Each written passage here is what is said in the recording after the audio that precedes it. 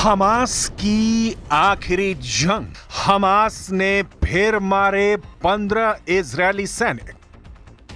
Merkava tank के इस video को दिल थाम कर देखिएगा। यह वीडियो हमास के प्रतिशोध का है। यह वीडियो गाजा से आया। गाजा में हमास इजरायल को कितनी गहरी चोट दे रहा है, उसे समझने के लिए आपको इस वीडियो को देखना जरूरी है। इजरायल का बुलडोजर एक बख्तरबंद गाड़ी को खींच कर ले जा रहा है। इन दोनों के पीछे आ रहा है इजरायल का शक्तिशाली टैंक मरकावा। और फिर वही होता है जिसके बारे में सपने में भी नेतन्याहू की फोर्स सोच नहीं सकती थी। एक बार फिर देखिए।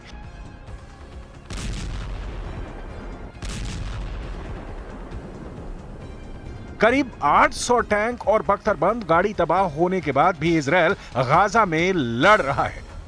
यही है हमास की वो अदृश्य ताकत जिसके सामने इजरायली फोर्स बेबस नजर आ रही है।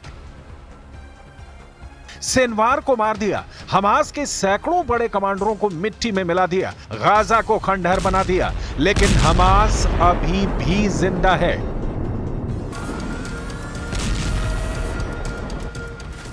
और हमास का जिंदा होना ही नेतन्याहू की सबसे बड़ी हार है।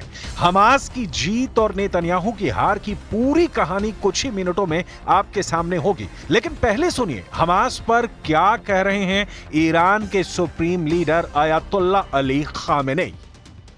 بله شخصیت برجسته و مهمی مثل جناب سید حسن نصرالله یا جناب ستاش صفی الدین و امثال اینها در بین اونها نیستند، اما खामेनेई ईरान से 1800 किलोमीटर दूर ऑपरेशन कर रहे हमास के लिए दुआ कर रहे हैं।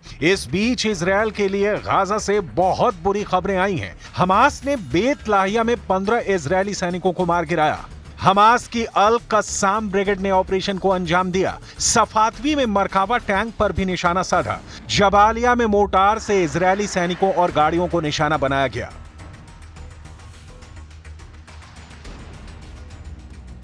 अब टैंक उड़ाने वाले हमास और हिजबुल्लाह के नए नए खतरनाक वीडियो लगातार वायरल हो रहे हैं। कुल मिलाकर इजरायली बख्तरबंद वाली ब्रिगेड इस वक्त दहशत में है। मरकावा टैंक और नेमर बख्तरबंद गाड़ियों का गाजा के अंदरूनी इलाकों में टहलना भी आसान नहीं है। हालांकि नेतन्याहू की फौज लगातार दावा कर रही है कि सिनवार को खत्म करने के साथ उसने हमास की कमर तोड़कर रख दी है। हाल में इजरायल ने अपना एक बड़ा अफसर हमास के एंटी टैंक दस्ते के हमले में खोया है।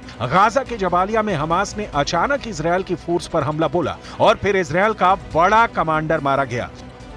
41 साल के कर्नल एहसन दाक्सा 401वीं ब्रिगेड के कमांडर थे। गाजा और लेबनान फ्रंट का लंबा अनुभव था। हमास ने इस अफसर को टारगेट बनाया और इजरायल को एक बहुत बड़ा जख्म दे दिया।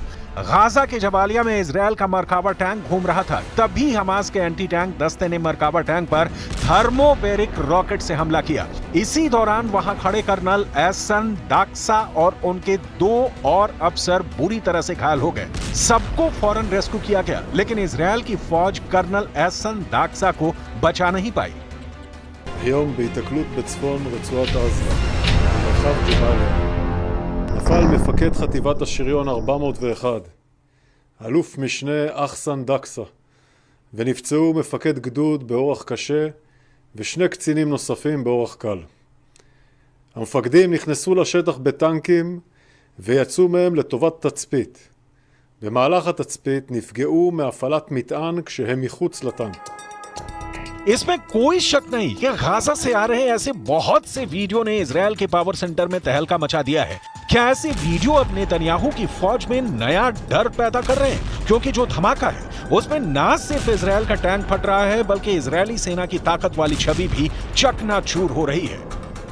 गाजा ही नहीं, दक्षिण लेबनान में चल रहे ग्राउंड ऑपरेशन में इजरायल को कई झटके लगे हैं और यही नेतन्याहू के लिए बहुत बड़ा चैलेंज बन चुका है। उनके विमानों ने आसमान से बमबारी करके तो हिजबुल्लाह को घुटनों के बल पर ला दिया है, लेकिन ग्राउंड ऑपरेशन में इजरायल को बहुत बड़े झटके लगे हैं, क्योंकि दक्षिण लेबनान और गाजा दोनों जगह से इजरायल के लिए बुरी खबरें आ रही हैं। दक्षिण लेबनान में हिजबुल्लाह का दावा है कि वो इजरायल के 100 से ज्यादा सैनिकों को मार चुका है, जबकि 7 अक्टूबर से अब तक गाजा युद्ध में इजरायल के 800 से ज्यादा सैनिक हमास के हमले में मारे जा चुके हैं। सवाल है कि इतनी लाशों को देखकर इजरायल की वॉर कैबिनेट में क्या चल रहा है? नेतन्याहू वॉर रूम में क्या फैसले कर रहे हैं? इजरायल का दावा है कि अब तक वो हिजबुल्लाह के हथियारों पर इतने बम गिरा चुका है कि उसका रॉकेट और मिसाइल वाला जखीरा सिर्फ 20% बचा है और बाकी बचे हिजबुल्लाह के लड़ाकों और उसके अड्डों को खत्म करने में ज्यादा वक्त नहीं लगेगा। लेकिन सच ये भी है कि दक्षिण लेबनान में इजरायल अब भी जूझ रहा है। 1.5 महीने के ग्राउंड ऑपरेशन में उसके कंट्रोल में ऐसा कोई इलाका नहीं है जिसे वो अपनी बहुत बड़ी जीत बता सके। התיאור של המרחב הזה הוא ייתן לנו את תנאי הבסיס מפה לעשות את הדברים הנכונים כדי שבאמת בעמק למטה יהיה בטוח. नेतन्याहू के जनरल बड़े बड़े दावे कर रहे हैं, लेकिन सच यह है कि खंडहर बन चुके गाजा और लेबनान के कई बड़े इलाकों ने अब भी इजरायल की सेना की नींद उड़ाई हुई है। गाजा और लेबनान में लाशों का पहाड़ खड़ा करने के बावजूद हमास भी बाकी है और हिजबुल्लाह भी। इजरायल के लिए मैसेज साफ है, लेबनान और गाजा में जितने इजरायली टैंक फट रहे हैं, ऐसे हर धमाकों के साथ साबित हो रहा है कि हिजबुल्लाह और हमास कमजोर नहीं हुए हैं। नसरल्लाह और सिनवार के मारे जाने के बावजूद दोनों की ताकत बरकरार है। एक तरफ लेबनान में ग्राउंड ऑपरेशन में इजरायल की सेना लगातार हमले झेल रही है, तो दूसरी तरफ गाजा में इजरायल के टैंक और बख्तरबंद गाड़ियां रोज फोड़ी जा रही हैं।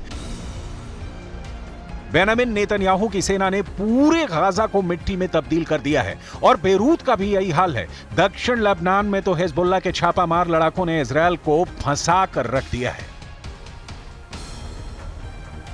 इजरायल के नए रक्षा मंत्री इजरायल काट्ज दावा कर रहे हैं कि हिजबुल्लाह हार चुका है, लेकिन दूसरा सच यह भी है कि दक्षिण लेबनान में इजरायल की फौज अब भी ग्राउंड ऑपरेशन कर रही है। बेरूत पर अब भी बम गिराए जा रहे हैं। क्या लेबनान में नेतन्याहू का युद्ध वाला मकसद पूरा हो चुका है? इस सवाल के 5 जवाब हैं जो नेतन्याहू को बहुत ज्यादा परेशान कर सकते हैं। इसकी पूरी गारंटी है। पहला जवाब, हसन नसरल्लाह के इजरायल के हमले में मौत हो चुकी है। उत्तरी इजरायल में अब भी हिजबुल्लाह के बम फट रहे हैं। तीसरा जवाब, लेबनान में 3,500 लोगों की मौत हो चुकी है, लेकिन इजरायल का युद्ध जारी है। चौथा जवाब, 1.25 महीने बाद भी इजरायल का लेबनान में ग्राउंड ऑपरेशन चल रहा है। पांचवा जवाब, हिजबुल्लाह के कई कमांडर मारे जाने के बावजूद उसकी लीडरशिप बरकरार है। با قوت و قدرت تداوم داره، هم در لبنان هم در غزه و فلسطین.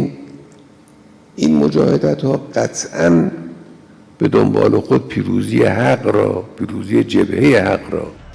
अब इजरायल से आई इन तस्वीरों को देखिए। इजरायल में लगातार नेतन्याहू के खिलाफ प्रदर्शन हो रहे हैं। लोग युद्ध खत्म कर बंधकों की रिहाई की मांग कर रहे हैं। Here, close to the Prime Minister house, to try and continue and protest, try to continue and advocate for our children. We have no other choice. Today we just got another obstacle, the sacking of the Minister of Defense, Gallant. सिर्फ लोग ही नहीं, यो Gallant के पक्ष में Israel का विपक्ष भी आ चुका है। פיטורי שר הביטחון גלנט אתמול הם מעשה טירוף של ראש ממשלה לא כשיר. באמצע מלחמה, בזמן שישראל נלחמת ב7 חזיתות, נתניהו החליש ופגע בצה"ל, בכוחות הלוחמים, רק כדי להעביר את חוקי ההשתמטות. जंग अपनी जगह है, लेकिन इंसानियत और मानवीयता अपनी जगह। लेकिन इस जंग में सब स्वाहा हो चुका है। बड़े, बुजुर्ग, बच्चे, महिलाएं, सबके सामने दो तरफा मौत खड़ी है।